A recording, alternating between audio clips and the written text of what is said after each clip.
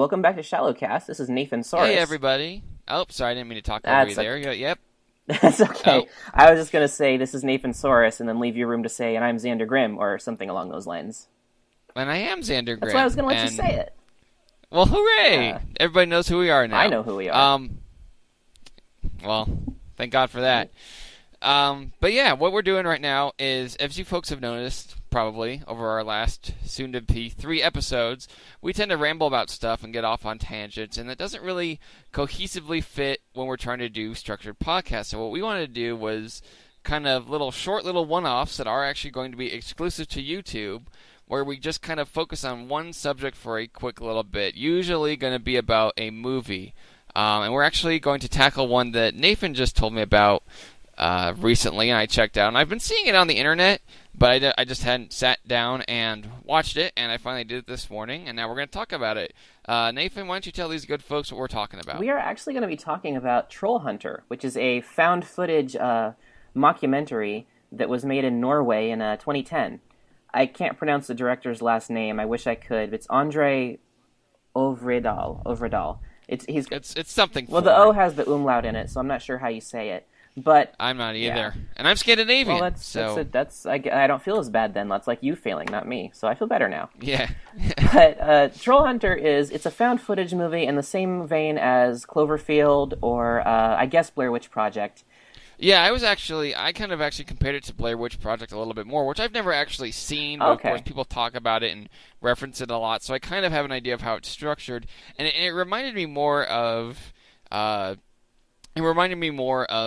Blair Witch just because it seems to have more structure. I mean, Cloverfield is, yes, they're filming and for a purpose, but they're filming for a party, and then all of a sudden New York erupts into chaos as a giant monster attacks, where with Trollhunter and Blair Witch, they're both supposed to be documentaries, so there's a lot more structure to them. So that's why I think it reminds me more of Blair Witch, at least as far as structure-wise, but you compare it to Cloverfield because of the monsters involved. I like that it reminds you of a movie you've never seen. But no, that's what happens when you live on the internet. That's true, actually. No, it's similar to Blair Witch Project in a lot of ways. I will give you that. I just never think of Blair Witch Project first when I think of found footage movies, even though really I should. But it's got that same theme of a few students trying to film a documentary of sorts. They're trying to make a documentary about a man they suspect is poaching bears in Norway. Yeah, that's one thing. Like, it's weird how they just kind of jump into it. Like, they don't really explain how they know about them. They just say.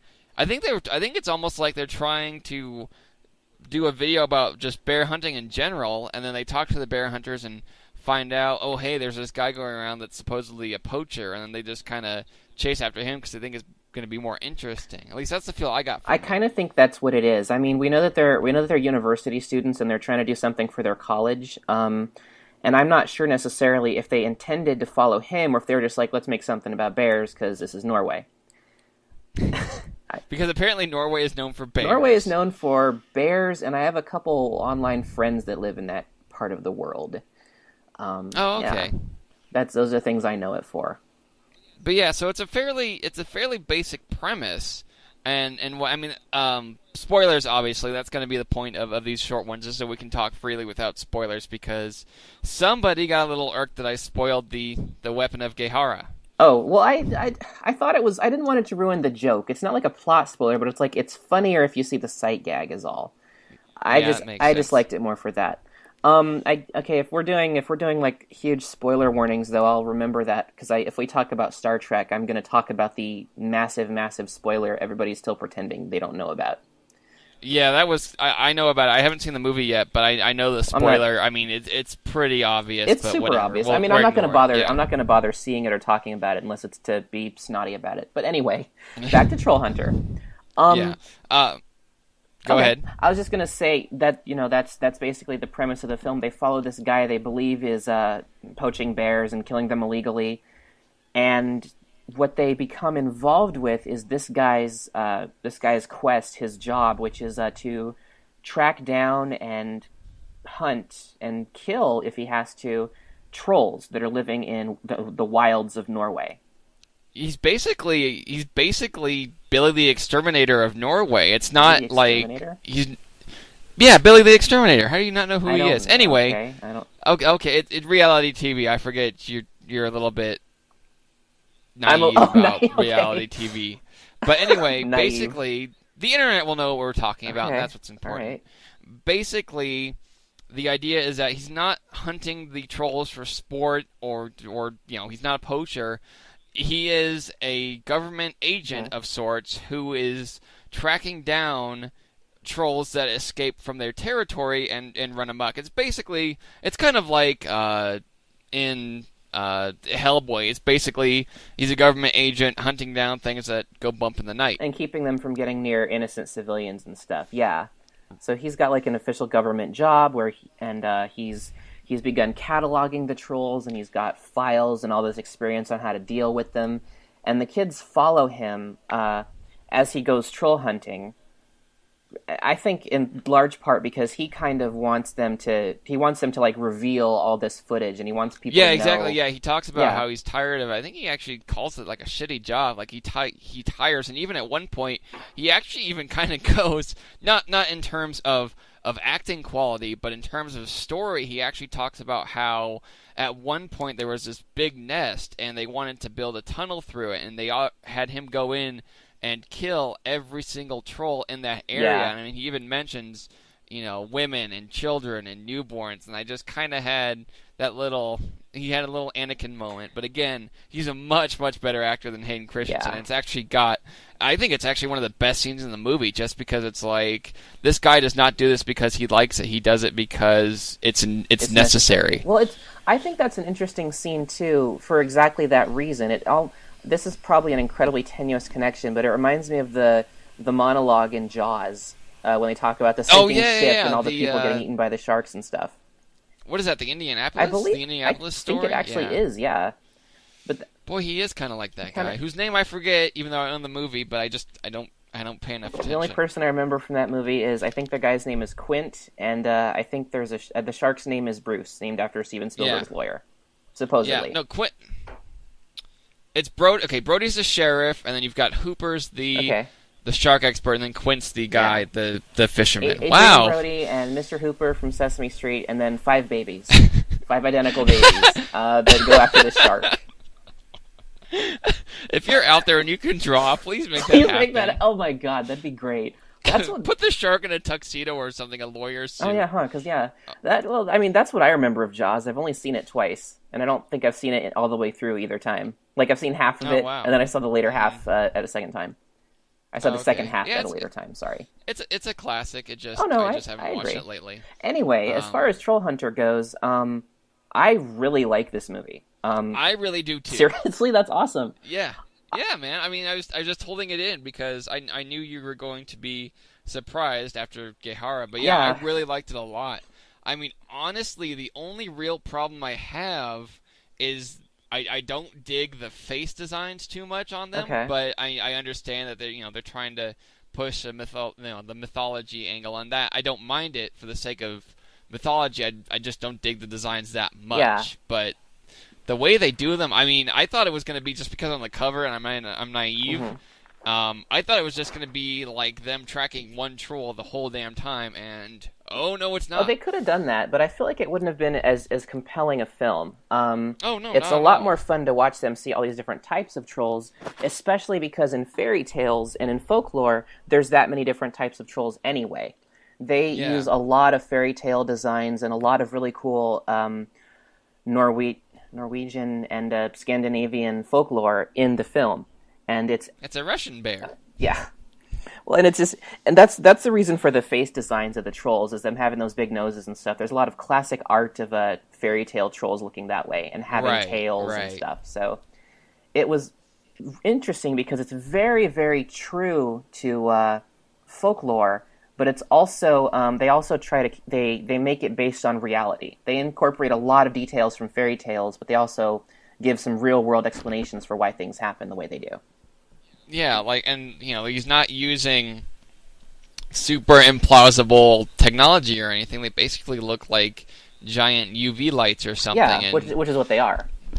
Yeah, and then I remember that first troll, the 3-headed one, where he just kind of steps out and just blasts him with the light, and it's just an instant turn to stone. And it's just like, oh man. And then, I mean, they even bring a veterinarian into it and talk about the science of how a troll turns to stone. Yeah. And I just like, they didn't need to do that, and they did. It's really actually quite interesting. That's one of the things I really liked about the film, and in that way, at least, it's almost a little more grounded than Cloverfield, because I love the immediacy of Cloverfield. I love the fact that you don't know what this creature is or where it came from unless you followed the viral marketing. And you're just caught up in the moment of these characters trying to survive what amounts to a natural disaster. But spoiler, they don't. Well, yeah, but I wasn't. Yeah, but then in Trollhunter, you actually have the documentary aspect to it, where they talk about the biology of these creatures and the reasons that they behave the way they do and how they respond to specific stimuli. And I think it makes it it's a more fleshed out film in that sense, even if it's obviously not as big budget. There's a lot of it that's very well put together, and I just am really impressed by. Yeah, it was a really fun watch, and you actually rewatched it this morning, didn't you? I've seen it 4 times actually. Oh wow, yeah. So, if I'm on Netflix and I can't think of something to watch, I'll just go and I'll turn Trollhunter on again. Yeah. I really enjoy the film. Not just on an artistic level where I can say I love how they meshed CGI with live action, but I can say I like these characters and I like what happens in this movie, so I'm going to sit down and watch it again. Yeah, they are pretty likable characters. Even Finn, who's, the stereotypical... He's not like a big bad, but he's the stereotypical by the books, oh no, you shouldn't be filming this. Yeah, stereotypical bureaucrat. He's still likable in his own way. It's not that he's inherently bad or anything, it's just there's certain things the government needs to do, and he's trying to keep those in line. I feel like I don't have any frame of reference for whether or not this is true, but I almost feel like that stems from some kind of cultural perception of the government that we don't have here in America. Because government agents in films in the States are almost invariably, they're bureaucrats, sure, but they're also really malicious about it, and they're usually trying to cover something up or pursue some agenda of their own. But Finn is just trying to do his job. And sure, he isn't on the ground having the same experiences as Otto, but he's not... I'm sorry, Hans. Otto's the actor's name. But he's not, he's not trying to hurt anyone. He's trying to do his job the same way everybody else is, and he's just another character in the film trying to cope with a natural disaster. Right. Yeah, he's not like really the two things that come to mind that kind of follow along the same way he's portrayed are the way S.H.I.E.L.D's portrayed in the Marvel Cinematic Universe. They're not, they're bureaucrats and stuff, but they're not malicious. Yeah. They're just kind of they're trying to save the world from supervillains. And then I don't know if you ever saw Paul. I did not. I've heard these mixed things about it. Okay, well, there's an agent in there, and it's similar. I'm not going to spoil it because it's a pretty nice touch. Okay. But it's, again, the internet will know what I'm talking about if they've seen it. It's a similar situation to one of the characters in that movie, and not quite exact, but at the same time, you'll see what I'm talking about. Anyway, yeah, I mean, I just overall, and it's funny too because like I was concerned because I'm always wary of found footage films because Blair Witch is the first one I think of, but of course Cloverfield's my favorite, and it's just, and I don't know if it's again just my perception and what I've seen on the internet, but it just seems like most of the time because of the way movies are being portrayed, found footage films really seem to resort to jump scares and things like that, and I'm not a fan of the jump scare. Really, the only one I like is at the end of Cloverfield, and then again, it's because I know it's coming. But I was really impressed that Trollhunter didn't really seem to resort to anything like that. I think there's not any real jump scares or anything. There's not dramatic stings. It's just very, very for a monster hunting action movie. It's fairly mellow in terms of tone. Well, I think with a creature like a troll, it's really hard to do. It would be hard to do a jump scare. Just because you've got this big lumbering creature that's shoving things out of its way and smells bad and is making all kinds of noise. So, based on the nature of the story you're trying to tell, you're limited in the style of scare that you can use. You can't use can't use a jump scare, but you can use a chase where this huge thing is trying to grab at you or slam things down on you. So Right. Yeah, and you definitely see that at the end. So I think that's more dictated by the premise of the film than it is by a directorial choice necessarily. Yeah, that makes sense now. That makes sense. Well, God, what was I gonna say? I really like the bridge part. I thought the bridge was really great. I loved all the little fairy tale references. Like he brought, because there are a lot. There are, and they're really clever. He brought the sheep or the 3 goats onto the bridge. Yeah. I couldn't. Yeah, I didn't really pick up on that until later. I'm like, oh, yeah, there was 3 of them. I get it. Yeah, now. I like that one, and I really like, and it's probably kind of odd that I like this given my background, but I really like the touch that just like in old fairy tales, trolls can actually smell the blood of a Christian man, and they can use that to hunt.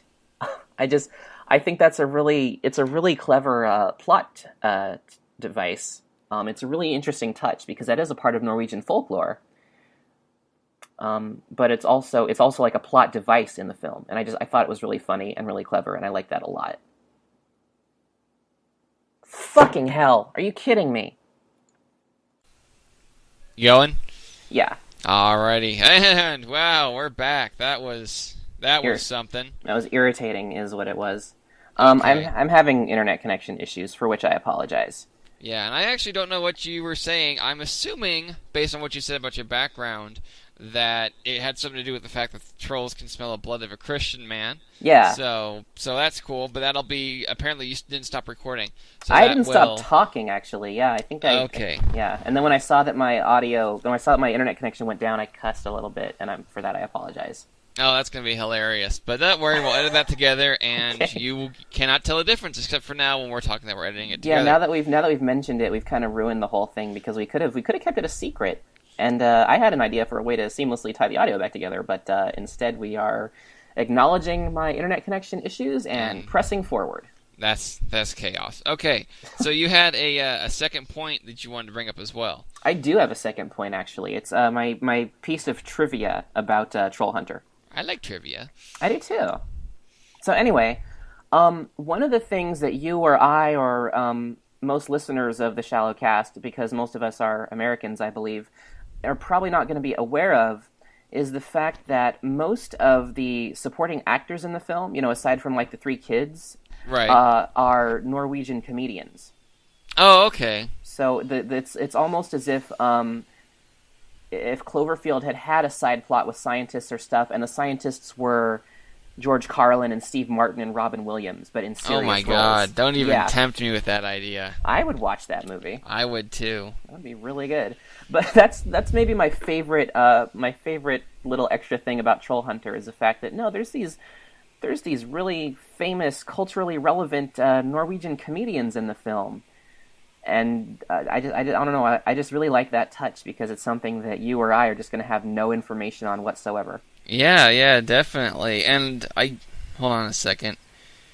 I am looking something up right now. Okay. And trying to... Are you looking at the Wikipedia page? Because I pulled it up ahead of time. Yeah. In case of such an event. Am I reading this correctly, that clip at the end featuring the Prime Minister is the actual Prime Minister? I believe... well, that is kind of what is... Okay, it's an edited clip of the Prime Minister, yes. So that is actually him. But they either edited the video together or they edited the recording of his voice to make it look like he said something he didn't. Okay. Yeah. Hey, dude, look at Kalla's last name for his actor. That's pretty damn funny. I told you I was from that area, didn't I? Wait, I don't know. Wait. Oh, Larson. Oh, okay. Yeah. Yeah, that's your last name. That is my last name. So I thought your last name was Grimm, actually, because that's what you've claimed repeatedly in the past. So now I don't know what to believe. You'll believe whatever I tell you and like it. Evidently, jeez.